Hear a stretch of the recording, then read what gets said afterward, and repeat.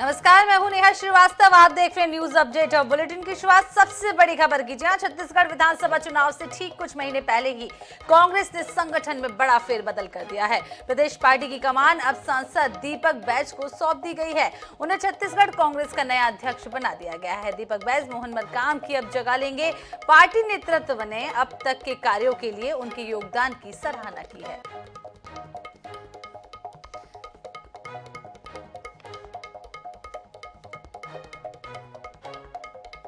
तो आपको बता दें कि बस्तर सांसद दीपक बैज को छत्तीसगढ़ का कांग्रेस अध्यक्ष बना दिया गया है। आदिवासी चेहरे की जगह नए आदिवासी चेहरे को अब जगह मिल गई है। पिछले कई महीनों से मोहन मरकाम को हटाए जाने की हालांकि चर्चा जरूर हो रही थी। आखिरकार अब आदिवासी नेता दीपक बैज को प्रदेश की कमान सौंप दी गई है। मुख्यमंत्री भूपेश बघेल ने ट्वीट कर दीपक बैज को बधाई दी और मोहन मरकाम के नेतृत्व यानी कि सफल नेतृत्व का आभार भी जताया। छत्तीसगढ़ में विधानसभा चुनाव से ठीक पहले कांग्रेस ने दूसरी बार बड़ा फेरबदल किया है। इससे पहले कांग्रेस ने स्वास्थ्य मंत्री टीएस सिंहदेव को डिप्टी सीएम बनाया था। आपको बता दें कि दीपक बैज छत्तीसगढ़ की बस्तर संसदीय सीट से सांसद हैं। 2019 के आम चुनाव में उन्होंने बड़े अंतर के साथ ये सीट जीती थी।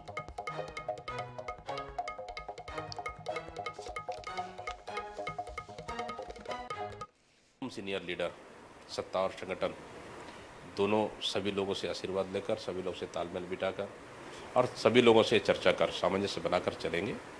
और हमारा रोड मैप रहेगा कि हम 2023 में हम सरकार बनाए। हमारा मेन टारगेट वो है और निश्चित रूप से सरकार बेहतर काम किए माननीय मुख्यमंत्री भूपेश बघेल जी के नेतृत्व में, तो हमें लगता है ज़्यादा दिक्कत नहीं जाएगी सरकार बनाने में। लेकिन फिर भी चुनाव तो चुनाव है, हम चुनाव को गंभीरता से लेते हुए हम चुनाव लड़ेंगे और आने वाला समय में हम बल्कि पिछले 2018 से हम ज़्यादा सीट जीत कर आए और छत्तीसगढ़ में फिर से दोबारा सरकार बनाएं, ताकि छत्तीसगढ़ के लिए कम से कम एक बार और काम करने का अवसर मिले। हमारी सरकार को छत्तीसगढ़ की जनता के लिए बेहतर काम कर सके हमारी सरकार, ये हमारा मेन मकसद रहेगा।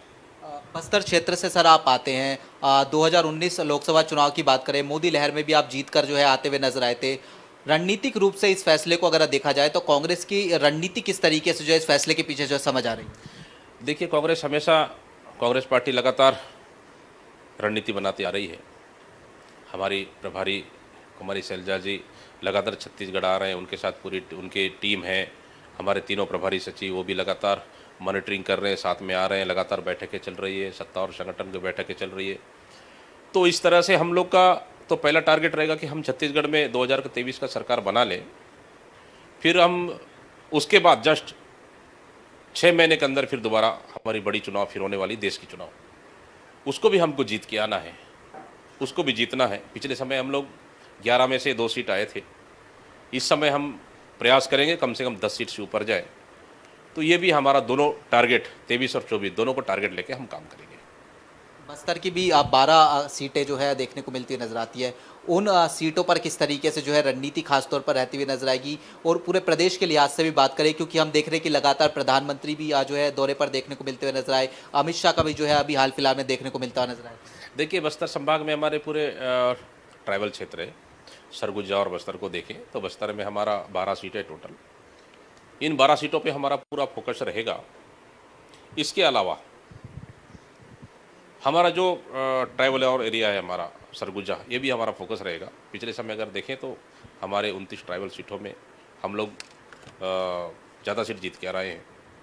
तो इस समय भी पिछले समय जो ट्राइबल सीट आई तो उस ट्राइबल सीटों को हमको जीतना है। इसके अलावा मैदानी एरिया में भी जो सीटें हैं उनको भी जीतना है, वो भी हमारा मेन मकसद रहेगा। तो निश्चित रूप से पूरी प्लानिंग के साथ, सत्ता और संगठन के साथ मिलकर काम करेंगे। और हम लोग, मैं वही कह रहा हूँ कि 2023 हमारा मेन टारगेट है और 2024 भी हमारा मेन टारगेट रहेगा। सर, मोहन मरकाम जी के कार्यकाल को किस तरीके से देख रहे हैं? बीजेपी जो प्रदेश अध्यक्ष अरुण साह वो कह रहे हैं कि कहीं ना कहीं आदिवासी चेहरे का जो अपमान है वो जो है कांग्रेस ने किया है चुनाव से ठीक पहले इस तरीके से उन्हें हटाकर। देखिए, क्या है, आदिवासी का अपमान कौन किया है वो तो पूरा छत्तीसगढ़ की जनता जान रही है। एक आदिवासी दिवस के दिन आदिवासी प्रदेश अध्यक्ष को बदलना क्या भारतीय जनता पार्टी के लिए सम्मानजनक बात है? ठीक है, हमारे प्रदेश अध्यक्ष रहे माननीय मोहन मरकाम जी, सीधे ईमानदार, मेहनतकश हैं और उन्होंने 4 साल काम किए, कार्यकाल पूरा हुआ था। और संगठन के लिए जितना हो सके उतना काम किया। उसी का नतीजा है कि सत्ता और संगठन दोनों ने मिलकर कि हम 5-5 बाई इलेक्शन जीते, फिर हम नगर पालिका नगर निगम चुनाव जीते, फिर पंचायत चुनाव जीते। तो इस तरह से काम हुआ है, बेहतर काम हुआ है। ठीक है, थोड़ी बहुत कहीं कमी बेसिक रह सकती है, कांग्रेस पार्टी बड़ी पार्टी है, लेकिन ये है कि हम आने वाला समय में एक नए प्लानिंग के साथ हम छत्तीसगढ़ के काम करेंगे और ये पूरे बस्तर से लेकर सरगुजा तक का फ़ायदा होगा। तो निश्चित रूप से हमारा पूरे कोशिश रहेगा कि हम जितने बेहतर हो सके उतना सीट जीत कर आए और छत्तीसगढ़ में हमारा मकसद रहेगा कि दोबारा हम फिर से सरकार बनाएं। प्रभारी इंचार्ज भी लगातार कह रहे हैं हमारी शैलजा जी कि हम 75+ जीत के आएंगे। तो निश्चित रूप से जिस हिसाब से हमारी इस 4.5 साल में हमारी सरकार ने काम किया है ज़मीनी स्तर पे, हमारे पूरे भरोसा है, पूरी उम्मीद है कि हम 75+ हम जीत के आएंगे और छत्तीसगढ़ में फिर से कांग्रेस का सरकार बनेगी। बहुत बहुत शुक्रिया सर। दीपक बैज जी थे INH न्यूज़ से एक्सक्लूसिव बातचीत कर रहे हैं और 75 पार जो है सीट विधानसभा में जो है जीत कर आएंगे, ये भी सीधे तौर पर जो है दावा करते हुए नजर आ रहे हैं। कैमरामैन ललित के साथ स्पर्श शर्मा, INH न्यूज़ दिल्ली।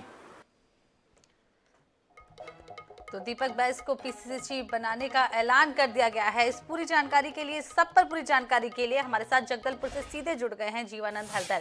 जीवानंद, बड़ा बदलाव राजनीतिक पहलू से इसे कैसे देखते हैं, क्योंकि कहीं ना कहीं विपक्ष जो है वो इस पर वार भी कर रहा है।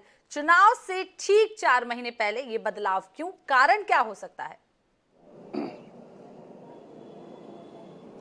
देखिए, निश्चित तौर पे जो बता देना चाहूँगा, जो दीपक बैज को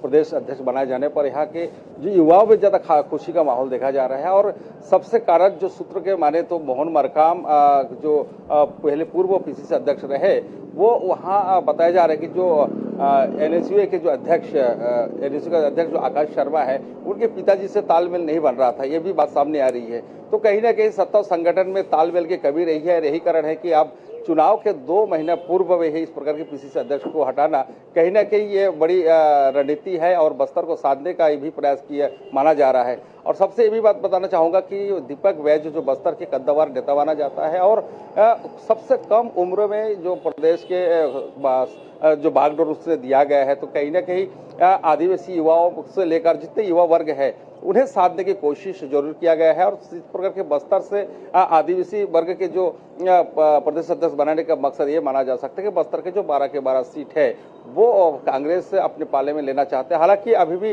12 के 12 सीट कांग्रेस के पाले में है, लेकिन मिशन 2023 में इन्हें फिर दोबारा अपनी सत्ता में आने की जो बात कही जा रही है। इस संबंध में हमारे साथ यहाँ प्रदेश प्रवक्ता जावेद खान जी मौजूद है, उनसे जानने की कोशिश करेंगे कि चुनाव के 2 महीने पूर्व PCC अध्यक्ष को बदलना बस्तर नहीं पूरे छत्तीसगढ़ के लिए क्या मायने रखते हैं? बताइए कि चुनाव के 2 महीना और PCC अध्यक्ष को बदलना 2023 के महीने में क्या समझते हैं, क्या है? देखिए, ये संगठन की एक सबसे पहले तो मैं बता दूं सामान्य प्रक्रिया है। जब राष्ट्रीय नेतृत्व का चुनाव हुआ था, मल्लिकार्जुन खड़गे जी चुने गए थे, उसके बाद में प्रदेश में भी चुनाव होने थे, लेकिन प्रदेश के नेताओं ने केंद्रीय नेतृत्व से आग्रह किया था कि प्रदेश में चुनाव की बजाय आला कमान तय करे कि प्रदेश का नेतृत्व किसके हाथों में सौंपना है। और आज वही हुआ है। दीपक बैज जी युवा हैं, सांसद हैं, बस्तर से हैं और आदिवासी हैं, और सबसे बड़ी बात ये मेहनती हैं, लगातार क्षेत्र में घूमते हैं, लगातार लोगों के संपर्क में रहते हैं, सुलभ हैं, आसानी से मिल जाते हैं और एक मिलनसार स्वभाव उनका है जो युवाओं से लेकर के, महिलाओं से लेकर के, बुजुर्ग से लेकर हर किसी को वो अपनी ओर आकर्षित कर लेते हैं। तो कहीं ना कहीं निश्चित तौर पे दीपक बैज जी के बनने के बाद अब और ऊर्जा संगठन में आएगी और तेजी आएगी और गति आएगी और बस्तर की 12 सीटों में तो विजय हासिल करेंगे ही। और जो हम मिशन 75+ लेकर के चल रहे हैं, अब छत्तीसगढ़ में 75+। बहुत बहुत शुक्रिया तमाम जानकारी देने के लिए। जीवानंद हमारे साथ जगदलपुर से जुड़े हुए थे। तो आपको बता दें, बड़ा बदलाव, बड़ा फेरबदल हुआ है। दीपक बैज अब नए PCC चीफ होंगे और कुमारी शैलजा ने भी ट्वीट कर बधाई दी है।